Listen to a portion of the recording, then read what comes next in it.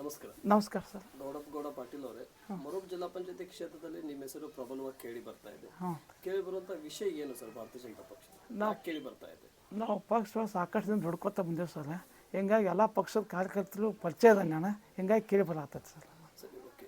ಯಾಕೆ ಈ ಹೆಸರು ಕೇಳಿ ಬರಲಿಕ್ಕೆ ಉದ್ದೇಶ ಏನು?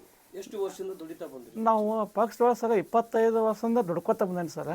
ಹಿಂಗಾಗಿ ಪಕ್ಷದೊಳಗೆ ನಾನು ಗುರ್ತಿಸ್ಕೊಂಡು ನಾನು ಇದು ಮಾಡಿದ್ರೆ ಅನುಕೂಲ ಆಕೈತೆ ಅಂತ ಹೇಳತ್ತೇನೆ ಸರ್. ಸರಿ, ಓಕೆ. ಪಕ್ಷದಲ್ಲಿ ನಿಮಗೆ ಟಿಕೆಟ್ ಸಿಗ್ತದೆ ಅಂತೇಳಿ ಎಷ್ಟು ವಿಶ್ವಾಸ ಇದೆ? ನಮ್ಗೆ ಪಕ್ಷದೊಳಗೆ ಕೆಲಸ ಮಾಡೋದಕ್ಕೆ 100% ವಿಶ್ವಾಸ ಐತೆ ಸರ್. ಸಿಕ್ಕರೆ ಒಂದು ಅನುಕೂಲ ಆಕೈತೆ ಅಂತೇಳಿ ಇದೈತೆ ಸರ್. ಓಕೆ. ಪಕ್ಷದಲ್ಲಿ ತಾವು ಬರ್ತಾ ಇರುವಂಥ ಉದ್ದೇಶದಿಂದ ಏನು ಡೆವಲಪ್ಮೆಂಟ್ ಮಾಡ್ಬೇಕಂತ ಬರ್ತಾ ಇದ್ರಿ ಮೊರಬ್ ಜಡಪಿಗೆ?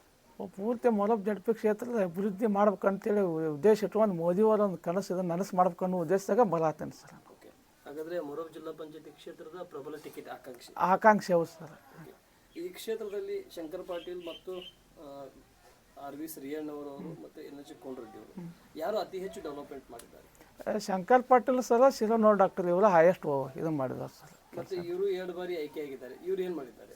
ಇವ್ರು ಏನು ಮಾಡೇ ಇಲ್ಲ ಸರ್ ಇನ್ನೂ ಅವ್ರಿಗೆ ಅಭಿವೃದ್ಧಿ. ಈ ಗ್ಯಾರಂಟಿ ಬಗ್ಗೆ ಜನ ಏನು ಮಾತಾಡ್ತಾ ಇದ್ದಾರೆ? ಗ್ಯಾರಂಟಿ ತಿರಸ್ಕಾರನ ಮಾಡಕತ್ತಾರೆ ಸರ್ ಜನರು. ಯಾವ್ಯಾಕೆ ಕೊಡ್ತಾರಪ್ಪ ಅನ್ನೋ ಲೆಕ್ಕದಾಗ ಅದಾರ ಸರ್. ಸರಿ, ಓಕೆ. ಹಾಗಾದರೆ ನೀವು ಮೊರಬ್ ಜಡಪಿಯಿಂದ ಪ್ರಬಲ ಭಾರತೀಯ ಜನತಾ ಪಕ್ಷದ ಆಕಾಂಕ್ಷೆ ಹೌದು ಸರ್. ನಮಸ್ಕಾರ.